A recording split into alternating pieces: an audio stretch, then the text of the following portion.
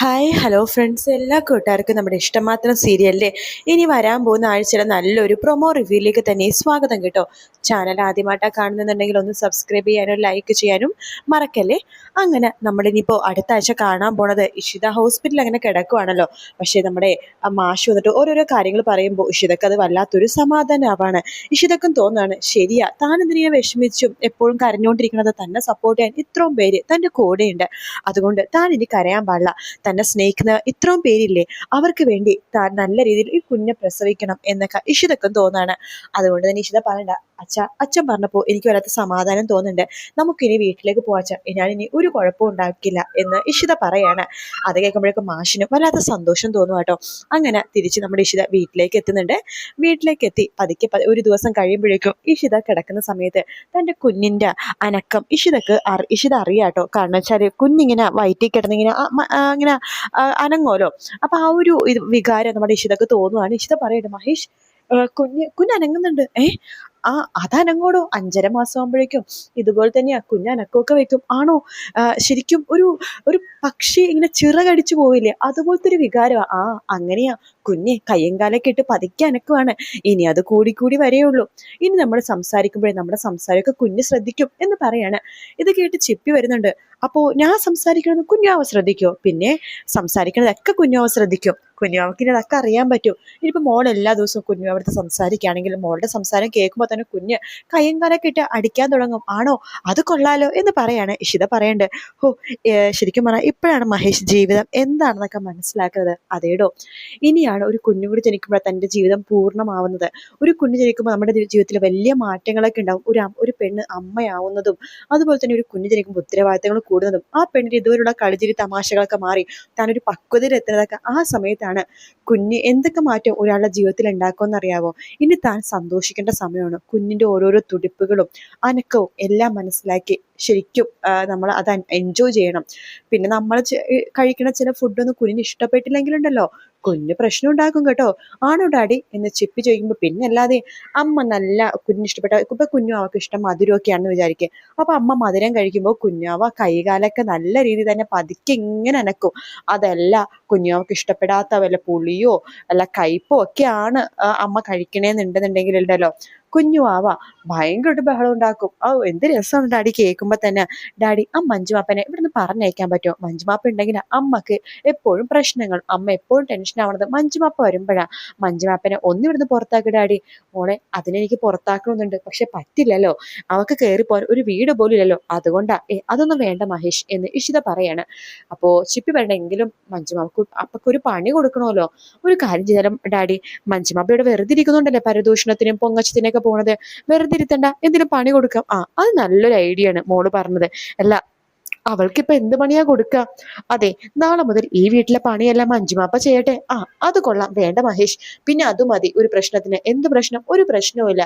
വീട്ടിലെ അമ്മയല്ലേ പണിയെല്ലാം ചെയ്യേണ്ടത്, അതുകൊണ്ട് അവളും കൂടി ചെയ്യട്ടെ. വീട് അടിച്ചു തുടക്കാലൊക്കെ വൃത്തിയാക്കലൊക്കെ അവള് ചെയ്യട്ടെ. പിന്നെ തന്റെ കാര്യങ്ങളും നോക്കട്ടെ. എന്റെ കാര്യങ്ങളോ? അതെ, ഞാൻ കാണിച്ചുതരാം എന്താണെന്ന്. മഞ്ജുമേ, നീ ഒന്ന് വന്നേ. മഞ്ജുമ്മ ചിരിച്ചോണ്ട് വരുന്നുണ്ട്. എന്താ മഹേഷ് എന്ന് ചോദിക്കുമ്പോൾ, അതെ, ഞാനൊരു കാര്യം പറഞ്ഞേക്കാം. ദേ, ഇഷിതയുടെ കാര്യങ്ങളൊക്കെ നാളെ നീ വേണം നോക്കാൻ. അതിനെന്താ, ഞാൻ നോക്കിക്കോളാം. ഇഷിതക്ക് ഫുഡ് കൊടുക്കാം, ജ്യൂസ് കൊടുക്കാം. അയ്യോ, ഭക്ഷണകാര്യം കൊടുക്കണ കാര്യമല്ല പറഞ്ഞത്. ഇഷിതക്ക് വെള്ളം ചൂടാക്കി കുളിമുറിയിൽ വെച്ച് കൊടുക്കണം. ഇഷിതയുടെ കയ്യും കാലൊക്കെ നന്നായിട്ട് തിരുമ്പി കൊടുക്കണം. അങ്ങനത്തെ പണിയൊക്കെയാണ് ചെയ്യേണ്ടത്. എനിക്ക് അതൊന്നും ചെയ്യാൻ എനിക്കറിയില്ല. ഇങ്ങനെയൊക്കെയല്ലേ പഠിക്കേണ്ടത്. ഇപ്പൊ ഇഷിതക്ക് നന്നായിട്ട് ഇളം ചൂടുള്ളത്തിൽ ഒന്ന് കുളിക്കണം. മഞ്ജിമ ഒരു കാര്യം ചെയ്യും, നന്നായിട്ട് തിളപ്പിച്ചിട്ട് വെള്ളം നന്നായിട്ട് ഇളം ചൂടാക്കി ഇഷിതരെ വിളിക്കുക. എന്നിട്ട് കടോ കൈകാലൊക്കെ വേദന ഉണ്ടോ? ഇല്ല മഹേഷ്, അതിനുള്ള സമയം ആവുന്നല്ലേ ഉള്ളൂ. ഒരു 7 മാസമൊക്കെ ആകുമ്പോൾ കുഴമ്പ് തേച്ച് കുളിയൊക്കില്ലേ, അതൊക്കെ മഞ്ജുമ അപ്പ തന്നെ കുഴമ്പൊക്കെ തേച്ച് നന്നായിട്ട് കുളിപ്പിക്കണം. കുഞ്ഞ് ജനിക്കുമ്പോഴും കുഞ്ഞിനെ അമ്മ കുളിപ്പിച്ചോളും, പക്ഷെ ഇഷിതരെ കുളിപ്പിക്കേണ്ടത് മഞ്ജുമയാണ് എന്നൊക്കെ പറയാണ്.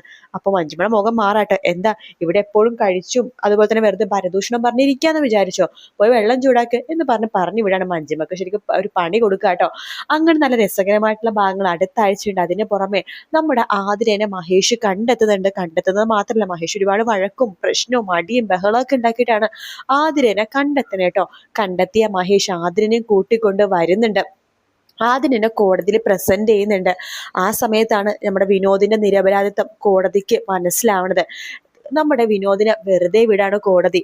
അത് മാത്രല്ല, വിനോദിനെ വെറുതെ വിട്ട വിനോദ് എന്താട്ടത് ചെയ്യാന്നറിയാലോ. കാരണം തന്നെ ഇത്രമാത്രം അനുഭവിപ്പിച്ചത് ആരാണ്? ആകാശ്, പിന്നെ അൻസാരിദാസ്.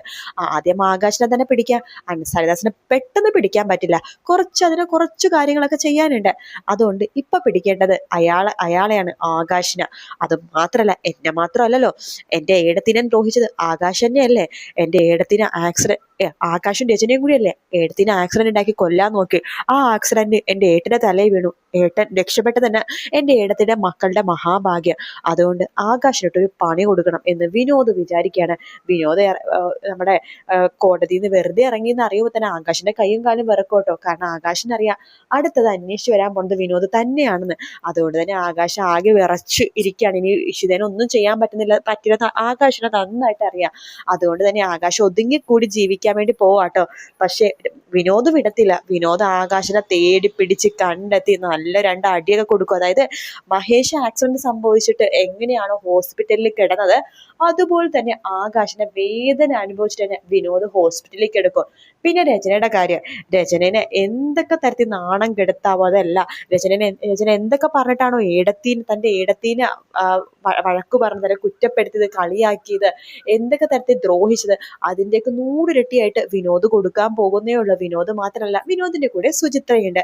അങ്ങനെ ഇഷിതക്ക് ഭയങ്കര സമാധാനം ആവാൻ കേട്ടോ വിനോദ് വരുമ്പോ. കാരണം വിനോദ് എന്തൊക്കെ പറയാലോ ഇഷിതക്ക് വല്ലാത്തൊരു സമാധാനമാണ്. കാരണം മഹേഷിനോട് പറയാത്ത പല കാര്യങ്ങളും ഒരു അനിയനായിട്ടും ഒരു ഫ്രണ്ടായിട്ടൊക്കെ വിനോദിനോടും പറയാൻ പറ്റാറുണ്ട്. പിന്നെ തന്റെ പ്രിയപ്പെട്ട അനിയത്തി സുചിത്രയുടെ അല്ലേ വിനോദ്. അപ്പൊ സുചിത്രയും വിനോദും കൂടി ഒന്നിച്ച് തന്റെ കൂടെ നിൽക്കുമെന്ന് നമ്മുടെ ഇഷിതക്ക് നന്നായിട്ട് അറിയാം. അത് മാത്രല്ല, വിനോദും അതുപോലെ തന്നെ ഇഷിതയും കൂടി ചേർന്നിട്ട് ആദീനെ തിരിച്ചു പിടിക്കാൻ വേണ്ടിയുള്ള ശ്രമങ്ങളും നടത്തും കേട്ടോ.